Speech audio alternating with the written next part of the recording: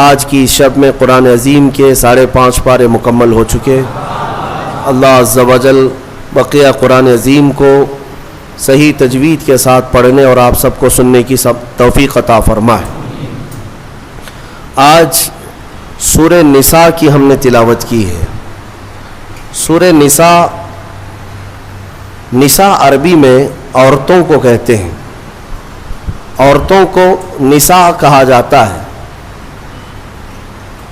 اور آپ اس بات سے اندازہ لگائیں کہ پوری عورتوں کے نام کی ایک سورہ ہے, مردوں کے نام کی سورہ نہیں ہے, یعنی رجال نام سے نہیں ہے, نساء نام سے سورہ ہے. اور پھر ہم نے اخیر میں سورہ مائدہ بھی تلاوت کی ہے. مائدہ دسترخوان کو کہتے ہیں. ظاہر سی بات ہے, سوروں کا جو نام ہے وہ اس میں موجود مضمون کے حساب سے ہی آتا ہے. نساء میں عورتوں کے متعلق کچھ بیان آیا ہے جس کی وجہ سے اس کا نام سورہ نساء, کیونکہ نکاح کے متعلق احکام بتائے گئے. اور مائدہ میں ایک دسترخوان کا ذکر ہے جس کی وجہ سے اس کا نام مائدہ رکھا گیا. آج ہم نے جو آیتوں کی شروعات کی 5ویں پارے کی, وہیں سے کچھ احکام اللہ تعالیٰ نے ہمیں بتایا. الرجال قوامون علی النساء, اللہ تعالیٰ نے مردوں کو عورتوں پر حاکم بنایا. حاکم کا مطلب حکومت کرنے والا مراد نہیں, بلکہ کفالت کرنے والا, عورتوں کی نگرانی کرنے والا, یا عورتوں کو اپنی نگرانی میں رکھ کر پرورش کرنے والا. مرد کو اللہ نے یہ اتھارٹی دی. شریعت کے مطابق مردوں کو اللہ تبارک و تعالیٰ نے ہماری شریعت کے مطابق یہ اتھارٹی دی ہے. اب کچھ باتیں یہاں سے لے کر کے کچھ لوگ واویلا مچاتے ہیں کہ اسلام میں مردوں اور عورتوں کو برابر کے حقوق نہیں ہیں. عورتوں کو دیوار کے اندر بند کر دیا جاتا ہے, وہ کام کاج کرنے والی ہے, بس جھاڑو پوچھا کرتی رہ جائے زندگی میں, اور اس کا کوئی کام نہیں ہے. ان ظالموں کو کیا پتا کہ عورتوں کا اسلام میں مقام کیا ہے. جو دور بیٹھ کر کے واویلا مچاتے ہیں, ان کے نزدیک برابری کا مطلب یہ ہے کہ عورت کو ننگا کر کے بازار میں لایا جائے. واللہ میں کہتا ہوں اسلام نے جو عورتوں کا مقام عطا کیا, ایک خاتون جنت سیدہ کائنات فاطمۃ الزہرا کے قدموں کے برابر لاکھوں مرد بھی نہیں ہو پائیں گے. ان کا جو مقام ہے, یہ نہیں ہے کہ اسلام نے عورتوں کو کہیں گرایا ہے, برابری, بلکہ کچھ خصوصیات مردوں کی ہیں وہ مردوں کو دی گئی, کچھ خصوصیات عورتوں کی ہے تو عورتوں کو دی گئی. یہ ایکویلٹی نہ ہونے اور برابری نہ ہونے کے جو دعوے کیے جاتے ہیں پوری دنیا میں ہیومن رائٹس یا ویمن رائٹس کے متعلق, کہ عورتوں کے حقوق کے متعلق, ان کو ایسا لگتا ہے کہ اسلام میں عورتوں کو حق نہیں ملا. اور یہاں پر بھی تو ہے, ہمارے ملک میں بھی, کہ ہماری عورتوں پر بہت زیادہ رحم کھاتے ہیں ہمارے پی ایم صاحب کہ مسلمان عورتیں پیڑت ہیں. مسلمان عورتیں پیڑت ہیں. پیڑت کا مطلب مظلوم ہے. اب وہ پتہ نہیں کون سی مسلمان عورتیں پیڑت ہیں یا کون سی وہاں پر جا کر کے ان سے شکایت کی ہیں. ویسے تو ان کی خود کی عورت بہت سالوں سے پیڑت ہے. میرے عزیزوں, اسلام نے جو حقوق عورتوں کو عطا کیے, میں چیلنج کے ساتھ کہتا ہوں پوری دنیا میں کسی بھی کمیونٹی نے وہ حقوق نہیں دیے. تمہیں پتہ ہے ایک زمانہ تھا جب عورتوں کو 5 زنجیریں باندھ کر کے بازار میں لایا جاتا تھا. یونان جیسی پوش حکومت, اس زمانے میں سپر پاور کہلائی نہیں جانے والی یونان کی حکومت, عورتوں کو وہ 5 زنجیریں باندھتے تھے, 2 ہاتھوں میں, 1 گلے میں, 2 پیروں میں, اور 5 زنجیریں باندھ کر کے کبھی بازار لانا ہوتا تو عورت کو ساتھ میں لاتے اس طرح سے, کھلے چھوڑ کر کے نہیں. اسلام کی عظمتوں پر قربان جاؤ, اسلام نے ان زنجیروں کو کاٹ دیا, اور انہی 5 زنجیروں کو عورت کا زیور بنا دیا. آج بھی عورتیں دونوں ہاتھ میں بنگڑیاں پہنتی ہیں, گلے میں نیکلس پہنتی ہیں, دونوں پیروں میں پائل پہنتی ہیں. یہ کیوں ہے؟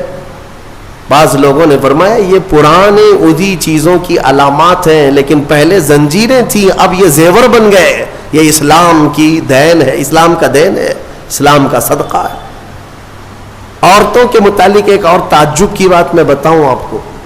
رشیا میں, جو آج پورے دنیا میں چرچے پر ہے, رشیا میں ایک مرتبہ ایک کانفرنس ہوئی, بڑے بڑے دانشور اس میں جمع ہوئے ہیں.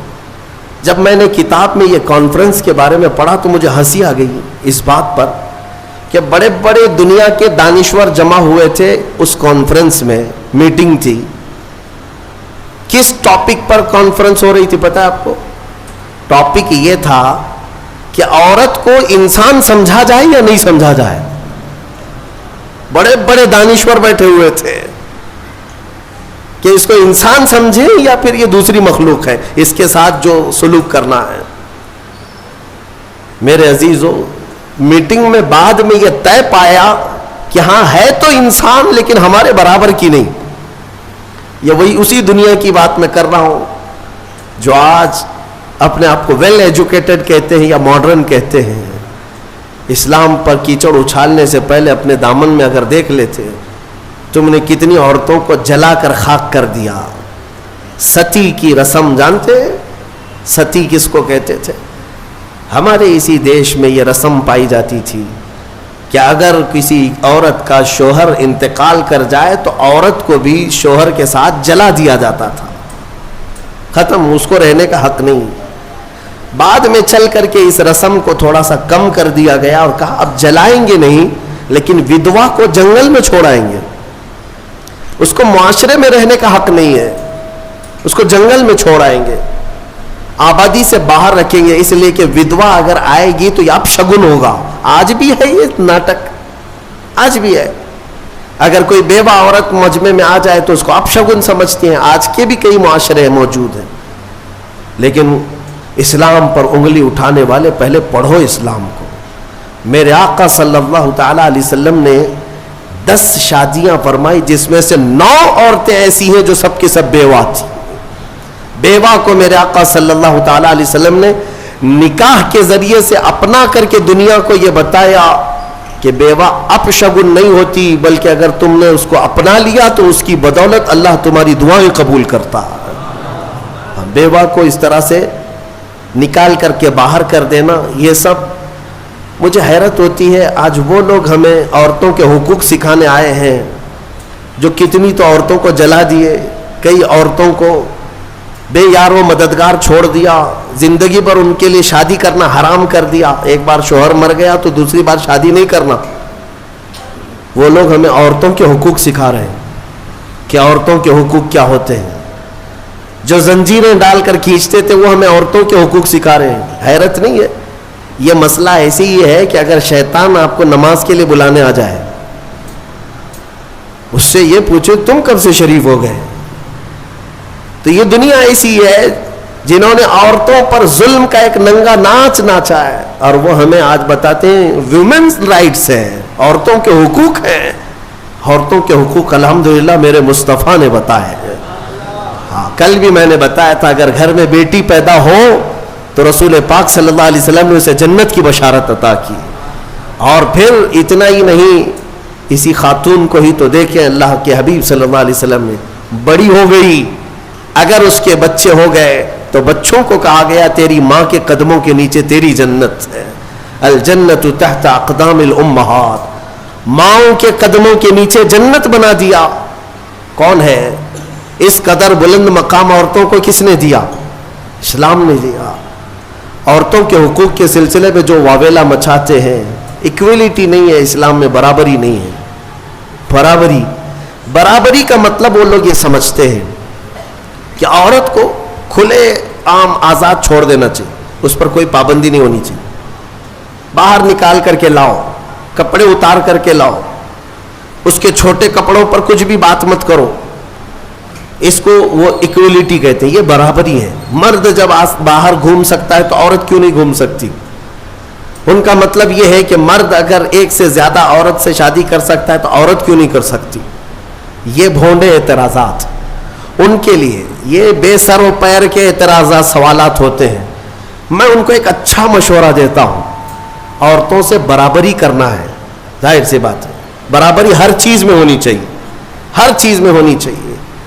عورتوں کے ساتھ برابری کرنے میں شادی کر لو، ایک سال بچہ وہ جنے گی، دوسرے سال تم بچہ جنو. ایک سال وہ حمل کی تکلیف اٹھائے گی، دوسرے سال تم حمل کی تکلیف اٹھاؤ. بھائی ساری تکلیفیں عورت کو ہی کیوں؟ ہو سکتا ہے یہ پاسبل ہے؟ تو تمہیں پتہ ہونا چاہیے کہ ہر مخلوق کی اللہ نے کچھ خصوصیات رکھی ہیں. مرد کی اپنی خصوصیات ہے، عورت کی اپنی خصوصیات ہے. ان کی بناوٹ میں بھی اللہ تبارک و تعالیٰ نے فرق رکھا ہے. مرد کے ہاتھ عورت کے ہاتھ کی طرح نہیں، مرد کا جسم عورت کے جسم کی طرح نہیں. ساری چیزوں میں فرق موجود ہے. اسی لیے قرآن نے مردوں کو کمانے کا حکم دیا اور عورت کو امور خانہ داری اور بچوں کی تربیت کا حکم دیا. جس کی جیسی کیٹیگری ہے ویسے اسلام نے حکم دیا. اس چیز کو لے کر کے یہ اسلام پر اعتراضات کرتے ہیں. آج پاکستان کی سڑکوں پر کچھ عورتیں بینر لے کر کے اتری اور اس بینر پر یہ لکھا ہوا ہے کہ میرا جسم میری مرضی، کہ ہمیں آزاد چھوڑ دیا جائے. چار دیواری ہمارا گھر نہیں ہے، پوری دنیا ہماری ہے. یہ وہ جانور عورتیں ہیں جنہیں جنگل چاہیے، جنگلیوں کی طرح سے وہ زندگی جینا چاہتے ہیں. یہ سارے خیالات کس نے ان کے ذہنوں میں ڈالے؟ یہ وہی دنیا جو ہمارے معاشرے کو تباہ و برباد کرنا چاہتی ہے. میں اپنی بچیوں سے کہنا چاہتا ہوں، ان کے میٹھے چپڑے نعروں میں مت آنا، یہ تمہیں کہیں کا نہیں چھوڑیں گے. آج جاؤ یورپ کو جا کر دیکھ لینا، امریکہ کو جا کر دیکھ لینا، وہاں پر پورا نظام درہم برہم ہے. جو پوش کہتے ہیں نا، وہ صرف اور صرف پیسے میں پوش یا پھر عیاشی میں پوش نظر آتے ہیں. اخلاق جو انسان کے ہیں وہ مر چکے ہیں، مر چکے ہیں. پرسنٹیج کے اعتبار سے دیکھا جائے تو اب میں ایگزیکٹ نہیں بتا پاؤں گا، لیکن بہت زیادہ پرسنٹ ایسا ہے کہ وہاں شادی کا نظام ہی ختم ہو چکا ہے. شادی کا نظام ہی نہیں. لڑکا کسی بھی لڑکی کے ساتھ زندگی گزارتا رہے، بچہ ہو جائے، دو ہو جائے، اس کے بعد دونوں کہتے ہیں اب شادی کر لیں ہم لوگ. ایک دو بچے ہونے کے بعد پلان کرتے ہیں کہ شادی کر لیا جائے. اس وقت تک شادی ہی نہیں ہوتی. اگر انڈرسٹینڈنگ ٹھیک رہی تو آگے شادی کر لیں گے 2 بچے کے بعد، نہیں تو پھر چھوڑ کر کے پھر کسی اور کے ساتھ. وہاں کے اکثر بچوں کو یہ پتہ ہی نہیں ان کا اصلی باپ کون ہے. 2 3 کے ساتھ اس طرح کی زندگیاں گزرتی رہیں. میرا دین یہ نہیں ہے. میرے دین کی خصوصیت یہ ہے کہ اسلام نسب کی حفاظت کرتا ہے، نسب کی حفاظت کرتا ہے. آپ کو پتہ ہے اسلام کا یہ جو نظام ہے، ایک انگریز نے کہا، اس نے ریسرچ کر کے کہا، عورت کو اگر کسی نے طلاق دے دیا، توجہ چاہتا ہوں، اگر کسی نے طلاق دے دیا تو اس کی عدت کیا ہے؟ وہ عورت دوسرے مرد سے اگر نکاح کرنا چاہے تو کب کرے گی؟ ادھر فوراً زید نے طلاق دے دیا، دوسرے دن دوسرا شادی کر سکتا ہے؟ عدت ہے نا، آپ کو پتا ہے عدت کیا ہے؟ یہ عدت کیا ہے؟ 3 بار عورت کی ماہواری آ جائے، طلاق کے بعد 3 بار عورت کا حیض آ کر ختم ہو چکا ہو، 3 بار حیض آیا اور 3 بار وہ پاک ہوئی، تب اس کی عدت ختم ہو گئی. اب وہ چاہے تو کسی اور سے نکاح کر سکتی. یہ طریقہ ہے شریعت اسلامیہ میں. یہ کیوں رکھا گیا؟ ایک دانشور ہے، بڑا پڑھا لکھا آدمی ہے، لیکن اسلام سے اس کا تعلق تو نہیں ہے، مسلمان نہیں ہے. اس نے کہا مجھے اس بات پر بہت حیرت ہوئی جب میں نے یہ دیکھا عدت کا کیا مسئلہ ہے، اس میں کیوں رکھا گیا؟ تو اس نے کہا کہ سائنس کے اعتبار سے میں نے پوری جانچ پڑتال کر کے دیکھ لیا کہ اگر عورت پہلے والے شوہر کے ساتھ کچھ راتیں بھی گزاری ہو، کچھ راتیں گزاری اور اس کے بعد پہلے شوہر نے طلاق دے دیا، تو پہلے شوہر کا نطفہ اگر عورت کے جسم کے اندر موجود ہے تو وہ کب تک باقی رہتا ہے؟ تو سائنس کہتی ہے 3 بار عورت کو اگر ماہواری آ گئی تو پہلے والا سارا نطفہ پاک ہو چکا ہوتا ہے، پہلے والے کا کچھ بھی ذرہ بھی باقی نہیں رہتا، اب وہ پوری مکمل کلین ہے، تب جا کر کے وہ دوسرے شوہر کے لیے تیار ہے، دوسرا نکاح کر سکتی ہے۔ میرے عزیزوں، یہ میں نہیں کہتا، غیروں نے جو پڑھا ہے وہ کہتے ہیں کہ اسلام نے یہ عدت کا جو نظام رکھا ہے وہ صرف اس لیے کہ آنے والا بچہ اس کے نسب میں کوئی اختلاط نہ ہونے پائے، نسب میں کوئی اختلاط نہ ہونے پائے، عورتوں کی بھی حفاظت اور بچوں کی بھی حفاظت۔ الحمدللہ مجھے فخر ہے اس بات پر کہ دین اسلام نے یہ پاکیزہ نظام رکھا ہے، پاکیزہ نظام۔ آپ کو پتا ہے آج دنیا یہ سارا نظام درہم برہم کرنا چاہتی ہے۔ ہاں، جو ماڈرن کلچر کے دلدادہ ہیں ان سے میں کہتا ہوں جاؤ ذرا یورپ کو دیکھو، انہوں نے شادیوں کا نظام ختم کر دیا۔ شادیوں کا نظام ختم کرنے میں کئی چیزیں ان کے ساتھ آئی، میں بتاتا ہوں آپ۔ ایک سسٹم ہے جو کام کر رہا ہے، شیطان کے پجاری ہیں وہ، ڈیول ورشپرز، شیطان کے پجاری۔ وہ صحیح طریقے سے جو نباہ ہوتا ہے اس کو ختم کرنے پر لگی ہوئی ایک ٹیم ہے، ایک پوری ٹیم کام کرتی ہے۔ وہ مردوں کو عورتوں سے دور رکھیں، عورتوں کو مردوں سے، یا اگر رکھیں تو ناجائز طریقے سے رکھیں۔ اس کے لیے کیا کیا طریقے اپنائیں؟ میں 2 سال قبل شاید یا 3 سال قبل کی بات ہے، شب قدر میں نے اس کو عرض کیا تھا، پورا نظام جو یہ معاشرتی جو نظام ہے، ازدواجی جو نظام ہے، اس کو مار ڈالا ہے یورپ کے کئی کلچرز نے۔ کیا کیا جانتے؟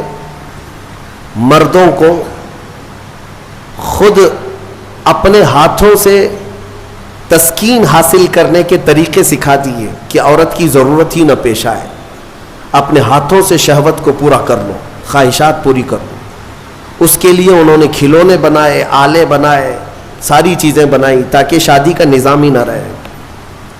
عورتوں کو بھی اسی طرح سے تباہ و برباد کر دیا کہ عورتیں بھی اس نظام میں نہ آئیں، وہ اپنی جسمانی خواہش پوری کرنے کے لیے پلاسٹک کا بھی سہارا لے لیں، کسی بھی دوسری چیزوں کا سہارا لے لیں۔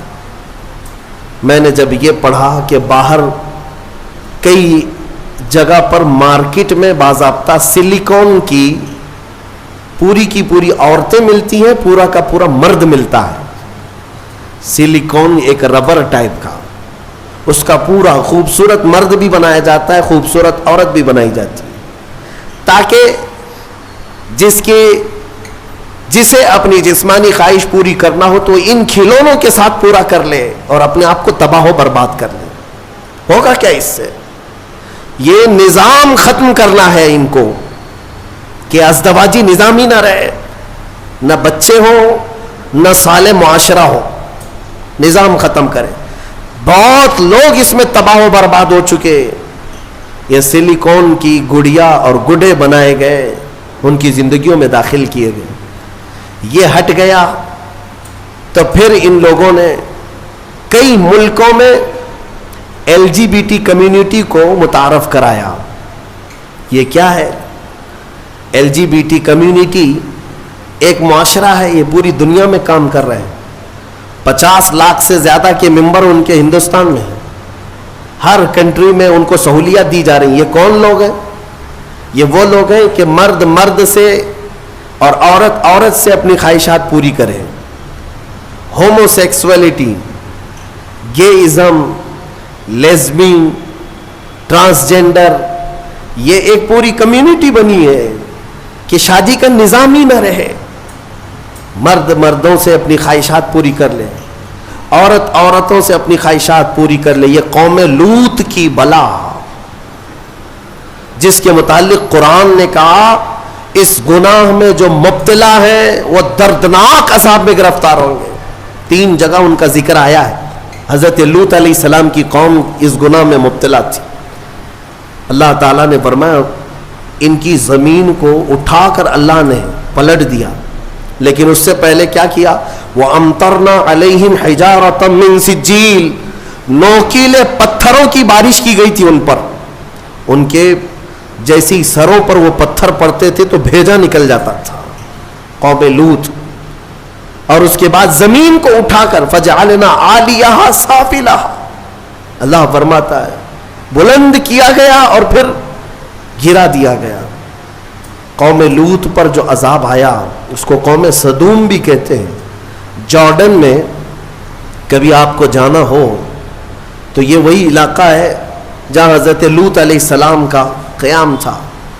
میں نے خود سفر کیا، تقریباً 150 سے 200 کلومیٹر تک گاڑی چلتی رہے تو صرف اور صرف کالے کالے پتھر ہی ہیں، عجیب قسم کے پتھر ہیں، دیکھو تو ڈر لگے۔ آج بھی نہ کوئی آبادی ہے، نہ کوئی گھر ہے، نہ کوئی درخت ہے، کچھ نہیں، بہت دور تک صرف کالے کالے پتھر پڑے ہوئے ہیں۔ وہ کس زمانے کے پتھر اور کس پہ برسے ہوئے پتھر یہ تو میں یقین کے ساتھ نہیں کہتا، لیکن علاقہ وہی ہے جو قوم لوط پر عذاب آیا تھا۔ میرے عزیزوں، میرے کہنے کا خلاصہ یہ ہے کہ یہ دنیا اس اسلامی خصوصیات کو مار ڈالنا چاہتی ہے، ختم کرنا چاہتی ہے کہ صالح معاشرہ نہ رہے۔ ایک بات یاد رکھنا، بڑے بزرگوں نے لکھا ہے کہ جو حلال طریقے سے بچہ آتا ہے نا، وہ بزرگوں کا ادب بھی جانتا ہے، حلال و حرام کی تمیز بھی جانتا ہے، اس کی زبان بھی پاک ہوتی ہے اور اخلاق بھی اچھے ہوتے ہیں۔ اور جو حرام طریقے سے دنیا میں آیا ہے تو پھر اس کے اندر اس کے کیریکٹر بہت خراب بھی ہو جاتے ہیں، شیطانی چکر کا وہ ایک پورا کا پورا وہ نظر آتا ہے، پیکر نظر آتا ہے۔ بہرحال عورتوں کے متعلق مجھے بات یہ عرض کرنی تھی کہ اللہ تبارک و تعالیٰ نے ان کے پورے حقوق یہاں پر شریعت میں ہمیں عطا کیے ہیں۔ بعض لوگ ایک سوال یہ کرتے ہیں کہ جب وراثت بانٹتے ہیں تو مرد کو 2 حصے، عورت کو 1 حصہ کیوں؟ آپ نے سنا ہوگا نا کہ عورت کو آدھا، مرد کو 1، یا تو اس کا دوسرا معنی ایسے ہے کہ اگر کسی باپ کا انتقال ہوا، اس کے گھر میں 2 بیٹے اور 2 بیٹیاں تھیں، 2 بیٹے 2 بیٹیاں تھیں، تو مال کیسے تقسیم ہوگا؟ 3 حصوں میں تقسیم ہوگا، ایک حصہ دونوں بیٹوں کو دیا جائے گا اور ایک حصہ جو بچہ ہے وہ آدھا آدھا لڑکیوں میں دیا جائے گا، آدھا آدھا دونوں لڑکیوں کو دیا جائے گا، یعنی 4 اولاد تھی تو 3 حصوں میں بانٹا جائے گا، ایک حصہ لڑکے کو اور آدھا آدھا لڑکی کو۔ تو اس دنیا کو یہی بات شوشہ مل گیا، کہا کہ لڑکی کو آدھا کیوں، لڑکی کو آدھا کیوں، لڑکے کے برابر کیوں نہیں دیا جاتا؟ انہیں پتہ نہیں اسلام نے ان خواتین کو اور بھی کہاں کہاں حصے رکھے ہیں۔ یہ لڑکی کا باپ کی طرف سے ملنے والا آدھا حصہ ہے، یہ اپنے بھائی کے برابر نہیں، آدھا۔ لیکن جہاں یہ نکاح کر کے جاتی ہے اس کے شوہر سے بھی اس کو وراثت دی گئی ہے، عورت کو اس کے شوہر کے گھر سے بھی وراثت ہے، باپ کے گھر سے بھی وراثت ہے۔ یہ دنیا کہتی ہے کہ ہم نے عورتوں کے حقوق مارے ہیں، تم وراثت کے احکام پڑھے کہاں ہو، معلوم کہاں ہے؟ عورتوں کو مکمل پورے تحفظات کے ساتھ شریعت نے حقوق عطا کیے۔ بہرحال اللہ تبارک و تعالی ہمیں سمجھ عطا فرما ہے۔ یہ سورہ نساء کے متعلق جو باتیں تھی وہ عرض کیا۔ ایک بات میں آپ کو بتا دوں، قرآن پاک نے فرمایا وَإِنْ خِفْتُمْ شِقَاقَ بَيْنِهِمَا، اکثر ایسا ہوتا ہے کہ شوہر بیوی میں جھگڑے ہوتے ہیں، اور ان جھگڑوں کا ذکر قرآن میں جب آیا ہے کہ اگر تمہیں خوف لگتا ہے کہ دونوں میں نہیں نبھ پائے گا، دونوں جم نہیں رہی ہے، شوہر کی بیوی کے ساتھ، بیوی کی شوہر کے ساتھ، کئی زندگیاں ایسی ہیں روز لڑائیاں، روز جھگڑے، یا پھر آگے نہیں چلنے جیسی صورت بنتی ہے، تو کیا کرے؟ اللہ فرماتا ہے فَبْعَثُوا حَكَمًا مِّنْ أَهْلِهِ وَحَكَمًا مِّنْ أَهْلِهَا، اللہ تعالیٰ نے فرمایا عورت کی طرف سے ایک سمجھ بوجھ رکھنے والا آدمی آئے اور مرد کی طرف سے بھی ایک سمجھ بوجھ رکھنے والا آدمی آئے۔ إِن يُرِيدَا إِصْلَاحًا يُوَفِّقِ اللَّهُ بَيْنَهُمَا، اگر دونوں خاندانوں سے ایک آدمی بیٹھ گیا اور ان دونوں کی نیت اصلاح کی ہے تو رب فرماتا ہے اللہ ان کے دلوں میں محبت پیدا کرے گا. ہاں یہاں تو لڑکی کی اماں پہلے سے بیٹھی ہوئی نہیں, طلاق ہی چاہیے میری بیٹی کو, واپس بھیجو گھر پہ. اصلاح کی نیت کا ہے. آدھی لڑکیوں کے گھر کو توڑنے میں ان کی ماؤں کا ہی ہاتھ ہے, زبردستی کا. میرے عزیزوں, شادی کے بعد ایک زندگی جو ہے یہ کیسی ہے؟ شوہر اور بیوی دونوں کو قرآن نے کہا ہن لباس لکم وانتم لباس لہن. عورتیں تمہارے لیے لباس ہے اور تم عورتوں کا لباس. لباس سمجھتے ہیں نا کیوں پہنا جاتا ہے؟ لباس بدن چھپانے کے لیے پہنتے ہیں, ٹھنڈی گرمی سے بچنے کے لیے پہنتے ہیں. تو تم عورتوں کا لباس ہو, اس کا مطلب یہ ہے کہ عورتوں کے عیبوں کو تم چھپاؤ گے اور تمہارے عیبوں کو عورتیں چھپائیں گی, ایک دوسرے کے عیب کو باہر نہیں نکالے. اور اسی طرح عورتوں کی تکلیف آئے تو تم سہارا بن کر کھڑے ہو جاؤ, اور مرد کی تکلیف آئے تو عورت سہارا بن کر کھڑی ہو جائے. ماں خدیجۃ الکبریٰ رضی اللہ تعالی عنہا کی زندگی کو دیکھیں. حضور پاک صلی اللہ تعالی علیہ وسلم سے جو وفا تھی, محبت تھی. اللہ, حضور غار ہرا سے جب اترتے, دوپہر کا وقت ہو, غار ہرا 3000 فٹ اونچا پہاڑ ہے. حضرت خدیجہ اپنے گھر سے باہر آنگن میں کھڑی ہوتی تھی. گزرنے والے کہتے خدیجہ, حضور پاک صلی اللہ تعالی علیہ وسلم تیرے شوہر آ رہے ہیں, ابھی وقت لگے گا, جب تک تو چھاؤں میں بیٹھ جا. حضرت خدیجہ کہتی ہے میرا دل گوارا نہیں کرتا, میرے سرتاج دھوپ میں اتر رہے اور میں چھاؤں میں بیٹھی رہوں. جتنی دیر میرے رفیق حیات صلی اللہ علیہ وسلم دھوپ میں اتر رہے ہوں اتنی دیر میں بھی تو دھوپ میں کھڑی رہوں. حصے داری اس کو کہتے ہیں, پارٹنرشپ یہ ہوتی ہے, شریک حیات اس کو کہتے ہیں, لائف پارٹنر یہ ہے. حضرت خدیجہ کا جب انتقال ہوا میرے آقا کو اتنا غم ہوا, اتنا غم. پورے سال کا نام رسول پاک نے عام الحزن رکھا, یہ غم کا سال ہے جس سال ام المومنین کا انتقال ہوا. اور وہ عجیب لمحہ تھا جب سیدہ کائنات فاطمۃ الزہرا سلام اللہ علیہا حضور کی بارگاہ میں تھی. چھوٹی عمر تھی جب حضرت خدیجہ کا انتقال ہوا, حضرت فاطمہ بہت چھوٹی تھی.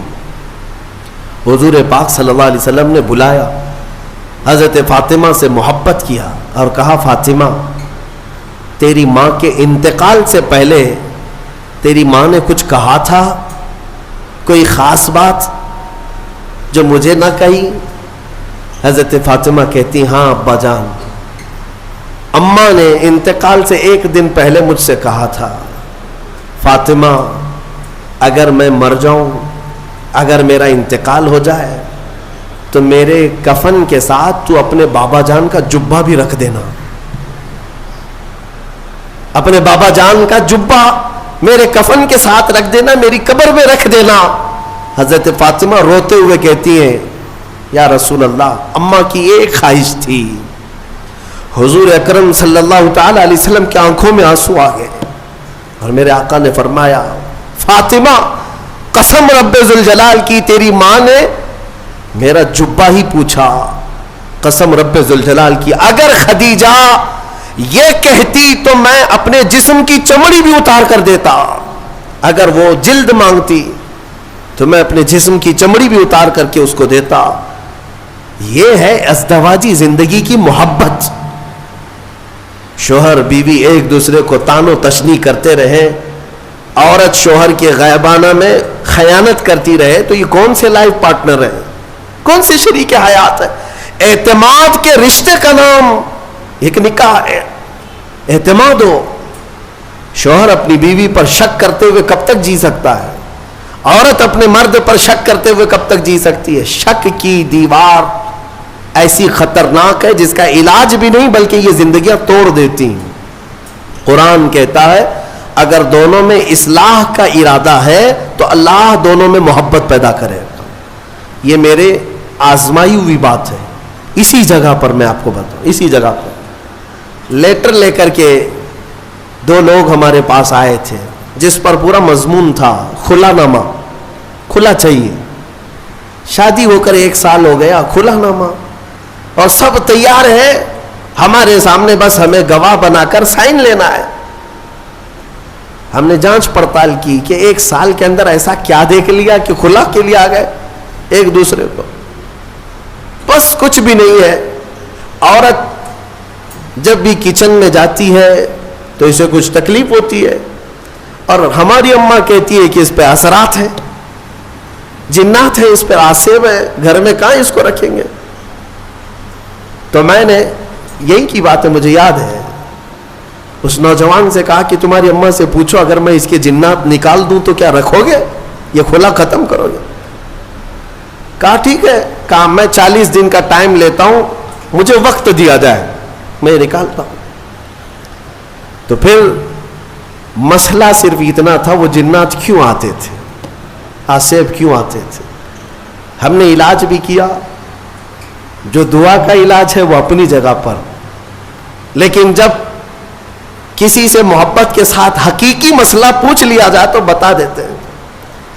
لڑکی کو کام کرنے آتا نہیں تھا، نہیں شادی ہوئی تھی، سیکھا کچھ بھی نہیں تھا. کچن میں جاتی تھی تو ہاں ہو کرتی تھی کہ کسی طرح سے میں روٹی بنانے سے بچ جاؤں، کچھ تو ہو جائے. لیکن اس کی اس حرکت کی وجہ سے سارے گھر میں لگا کہ جنات ہے، اس پہ آسیب ہے. تنبیہ کیا کہ کام سیکھ لے 1 مہینے کے اندر. کب تک اس طرح ہاں ہو سے زندگی چلے گی؟ خلا سے بہتر ہے کہ زندگی محبت کے ساتھ گزرے.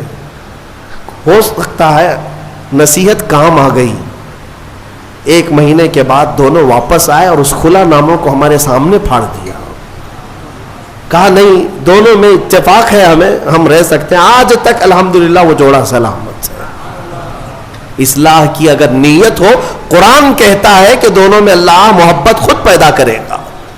توڑنے کے لیے سب سے پہلے بیٹھے ہوئے ہیں، سب سے پہلے توڑنے کا ارادہ ہے. عزیزان گرامی، اب یہاں چلتے ہوئے میں ایک بات اور بھی بتا دوں. ازدواجی زندگی ایک چیلنج ہے مردوں کے لیے بھی. میں کہتا ہوں کبھی کبھار شادی کرنے کے بعد جو ہے مرد رکشہ بن جاتا ہے. 3 ٹائر والا رکشہ ہوتا ہے، رکشے میں 3 ہی ٹائر ہوتے ہیں، ایک طرف ماں ہوتی ہے، ایک طرف بیوی ہوتی ہے. رکشے والے کو معلوم ہونا چاہیے زور سے اگر گھمائے گا تو پلٹی ہوتی ہے، اس کو گھمانا نہیں چاہیے بہت تیزی سے. تیزی سے اگر رکشہ گھمایا تو یا تو ادھر پلٹی ہوگا یا ادھر پلٹی ہوگا. تو اتنی بات یاد رکھو، رکشہ چلانے والوں سے پوچھ لو کیسے گھمانا چاہیے، کیسے چلنا چاہیے. تو آپ بیلنس برقرار رکھو اپنی ماں اور بہنوں میں اور اپنی بیوی میں، دونوں میں. عورتیں ہیں، عورتوں کا مزاج ہے، ان کی فطرت میں ہے، ایک دوسرے کے ساتھ ان کے معاملات ہوتے ہی رہتے ہیں. آپ کو میں کیا بتاؤں، حضور پاک صلی اللہ تعالی علیہ وسلم کی 10 بیویاں ہیں. میرے آقا نے ان کے درمیان کیسے عدل قائم رکھا، کیسے عدل قائم رکھا. تو بہرحال ازدواجی زندگی ایک چیلنج ہے، اور جس نے صبر کر لیا اس پر اجر بھی ہے، اس پر اجر ہے. حضور پاک صلی اللہ تعالی علیہ وسلم کی حدیثوں کا ایک مفہوم یہ بھی ہے کہ عورت ٹیڑھی پسلی سے پیدا کی گئی، اسے تم پورا سیدھا کرنے کی کوشش نہ کرو ورنہ یہ ٹوٹ جائے گی.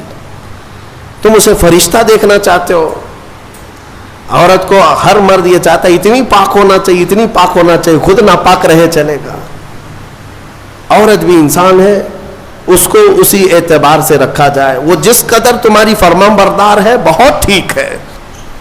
اچھا، اور ایک حدیث میں آپ کو بتاؤں، دنیا میں اگر اللہ تبارک و تعالیٰ نے دنیاوی نعمتوں میں سب سے اچھی نعمت اگر کسی کو دیا تو وہ کیا ہے؟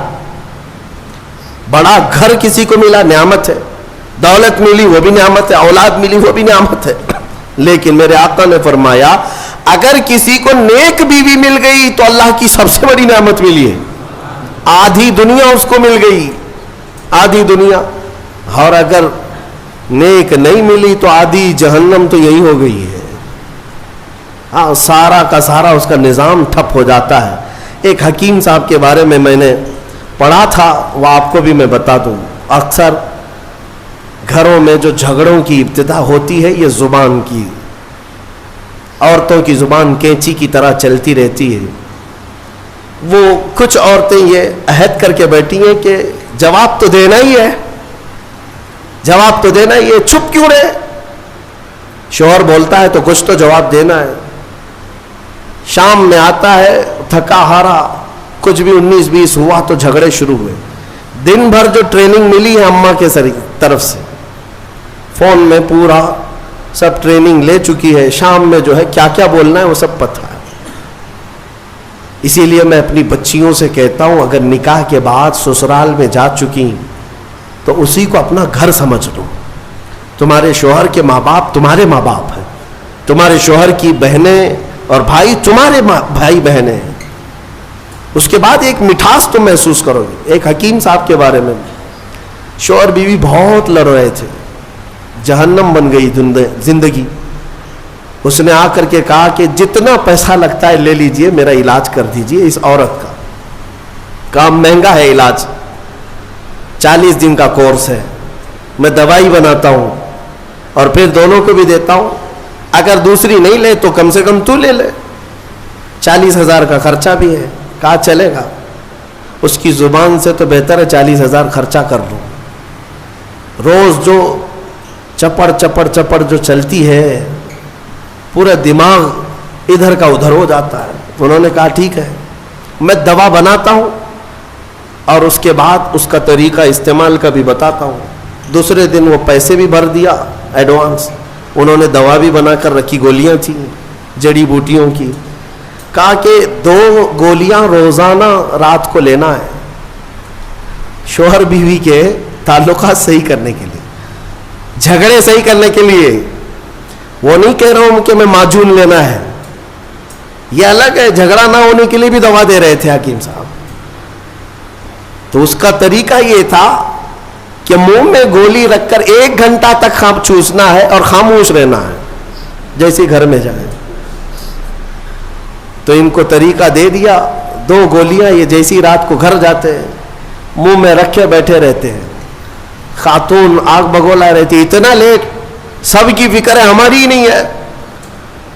دوستوں کے ساتھ فلاں کے ساتھ اتنا ٹائم کیے کہاں گئے, کچھ بھی جواب نہیں, گولی منہ میں ہے.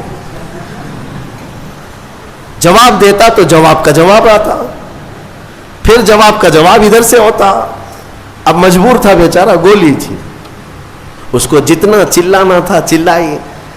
کہا کہ ٹھیک ہے میں بھی دیکھ رہا ہوں مجھے اس طرح سے نگلیکٹ کر رہا ہوں, میں کوئی انسان نہیں ہوں, میرے سے بات بھی نہیں کر رہا ہو. 2 گھنٹے کے بعد تو وہ تو ویسی ہی شانت ہو چکی تھی, گولی بھی پگھل چکی تھی. لیکن جب شانت ہو گئے تو رات اچھے سے گزر گئی. دوسرے دن پھر رات کو آئے, پھر منہ میں گولی تھی. آج پھر وہ چلانے لگی. لیکن عورت کو شک ہونے لگا کہ اچانک یہ سدھر کیسے گیا. دونوں رات کو جھگڑا کرتے ہی تھے, لیکن کل سے دیکھ رہی ہوں جواب بھی نہیں دے رہا, کچھ بھی بول رہی جواب نہیں دے رہا. تو خاموش رہی. تھوڑا ہی آج چلائی, اور اس کے بعد اس کو ڈر لگنے لگا کہ کہیں طبیعت خراب ہو گئی ہو. تیسرے دن پھر گولی رکھ کر کے آئے. عورت نے آج چلایا تو اسے سیریس لگنے لگا کہ آج بھی جواب نہیں دے رہا, اس کا مطلب طبیعت خراب ہے. قریب آئی اور کہا ارے میرے سرتاج بتاؤ تو صحیح کیا تکلیف ہے آپ کو. 2 دن سے بالکل منہ چھپ کر کے بیٹھے ہو گھر میں, رونق ختم ہو گئی گھر کی, کچھ تو بولو. کہا نہ گولی ہے منہ میں. کافی دیر تک 1 گھنٹہ 2 گھنٹہ. تو تیسرے دن جو ہے جب بات ہی نہیں کیا, خاموش, تو عورت کی طبیعت بے قرار ہو گئی سیدھے. دیکھیں میں آپ کو بتاتا ہوں یہ جھگڑے ہوتے ہیں لیکن محبت اندر رہتی ہے. مصلی بچھا کر کے اللہ کی بارگاہ میں دعا کرنے لگی کہ مولا میرے شوہر کو صحیح کر دے, اگر اس کی طبیعت خراب ہے تو شفا دے دے. وہ دعا کرتی رہی. میاں کو ہوا کچھ نہیں تھا, گولی تھی, اور سو گئے. چوتھے دن وہ پیر پکڑ کر بیٹھی. بتاؤ تو صحیح پیر دباؤں کہ سر دباؤں, کیا خدمت کروں, کیا کھانا پسند کرو گے, میٹھا لوگے, فلاں کیا بناؤں تمہارے لیے. شوہر کو لگا حکیم صاحب کی دوائی تو بہت کام کی ہے, بہت کام کیے, 3 دن کے اندر مزاج بدل دیا. گولی میں کھا رہا ہوں, اثر بھی بیگم کو ہو رہا. پھر اس کے بعد حکیم صاحب کے پاس پیسے پورے لے کر کے گئے, کہا کہ 3 دن میں ہی گولیاں بہت اثر دکھائی ہیں, 40 دن کے کورس میں پتہ نہیں اور کیا ہونا ہے, آپ پورے پیسے لے لیں, آپ کا بڑا احسان ہے. گھر شانت ہو گیا, میری بیوی میری محبت میں پاگل ہے, جو میری مرضی ہے وہ کرنے کو تیار ہے. حکیم صاحب سے پوچھا کہ اتنا لاجواب علاج آپ کے پاس آیا کیسے, کون سی جڑی بوٹیاں ہیں, کون سے پہاڑ سے لے آئے ہو؟ حکیم صاحب نے کہا بیوقوف, کچھ نہیں, میدے کے آٹے کی گولیاں ہیں, کچھ بھی نہیں ہے اس کے اندر, میدے کے آٹے کی گولیاں بنا کر. بات صرف مجھے اتنی علاج کرنا تھا کہ دونوں میں سے کسی ایک کا منہ چھپ ہو جائے, علاج ویسے ہی ہو جائے گا. ان حکیموں نے حکمت کے ذریعے سے جو علاج کیا, یہ لطیفہ نہیں ہے, یہ اکثر زندگیوں کی حقیقت ہے. میں تمہیں ہنسانے کے لیے کوئی لطیفہ نہیں بولنا چاہتا, بلکہ زندگیوں میں داخل ہو کر کے دیکھو کہ یہ ابتدا صرف جواب در جواب, جواب در جواب سے ہوتی ہے اور طلاق تک پہنچتی ہے. کتنوں کو جا کر ہم نے کورٹ میں دیکھا ہے, ایک طرف شوہر ایک طرف بیوی ہے, ایسے لوگوں کے سامنے سر جھکائے کھڑے ہیں انصاف کے لیے. یہ زندگیاں کیوں اس طرح سے ناکارہ ہو گئیں؟ اس کی وجہ یہی ہے کہ انا آ گئی, غرور ہے, تکبر ہے. قرآن کے اس فرمان پر عمل کرو. اللہ تعالیٰ نے فرمایا اگر اصلاح کا ارادہ ہے دونوں کا تو اللہ دونوں کے دلوں میں خود محبت پیدا فرمائے گا. یوفق اللہ بینہما, اللہ فرماتا اللہ ان دونوں کے دلوں میں محبت خود پیدا کرے گا. اللہ کریم جوڑوں کو سلامت رکھے. تفسیر جو اصل بات عرض کرنی تھی وہ رہ گئی, اتنی بات عرض کر دوں. مصطفیٰ کریم صلی اللہ تعالی علیہ وسلم کے متعلق قرآن کی یہ آیت آئی ہے, فلا وربک لا یؤمنون حتی یحکموک فیما شجر بینہم. اے رسول قسم تمہارے رب کی, وہ شخص مومن ہو ہی نہیں سکتا جو اپنے جھگڑوں میں آپ کو فیصل نہ سمجھے. حضور کو اگر کوئی فیصل نہیں مانتا, حضور کو اگر کوئی حکم نہیں مانتا, تو قرآن کہہ رہا وہ شخص مومن ہی نہیں ہے, مومن ہی نہیں ہے. کئی لوگوں کو ایسے ہم نے دیکھا ہے, کہتے ہیں ایسی ہم شریعت نہیں مانتے, ہاں ہم یہ حدیث قرآن نہیں مانتے. نعوذ باللہ, یہ جملہ کفریہ ہے, کافر ہو گئے, اسلام سے نکل گئے کسی نے اگر ایسا کہا. بلکہ یہ کہو چاہے دنیا ادھر کی ادھر ہو جائے, ہم مانیں گے تو میرے رسول کا فیصلہ مانیں گے. ہاں, منافقین کے متعلق یہ کہا گیا ہے کہ وہ رسول کا فیصلہ نہیں مانتے, اپنی طبیعت کا مانتے ہیں. اللہ تعالیٰ انہیں ہدایت عطا فرمائے. آج ایک یادگار ہمارے لیے سال کا ایک دن ہے کہ 3 رمضان المبارک کو خاتون جنت سیدہ کائنات سیدہ فاطمۃ الزہرا سلام اللہ علیہا کا یوم وصال ہے. وہ دختر رسول, نور نظر رسول, مصطفیٰ کریم صلی اللہ تعالیٰ علیہ وسلم کے دربار کی وہ لاڈلی بیٹی, جن کے متعلق بزرگوں نے لکھا ہے کہ اگر کسی کو کبھی کوئی دعا قبول نہ ہوتی نظر آئے تو سیدہ فاطمۃ الزہرا کا وسیلہ لے کر دعا کرے, مولا دعا قبول کرے گا. اس خاتون جنت کا آج یوم ہے, ان کا دن ہے. فاتحہ خوانی کا بھی اہتمام ہے, اور ہم آج کی اس تفسیر کے بعد اس خاتون جنت کی بارگاہ میں خراج عقیدت پیش کرتے ہوئے ان کے وسیلے سے اللہ کی بارگاہ میں دعا بھی کرتے ہیں, مولا اس سیدہ کائنات کے صدقے و توسل ہم سب کو عزتوں سے اور رحمتوں سے نوازے. اور کتنی اہم بات ہے, کتنی فضیلت کی بات ہے کہ آج ہم نے سورہ نساء تلاوت کی ہے, سورہ نساء عورتوں کے نام سے, اور سیدہ فاطمہ کو سیدۃ نساء العالمین کہا میرے آقا نے, کہ ساری دنیا کی عورتوں کی سردار کا نام فاطمہ ہے.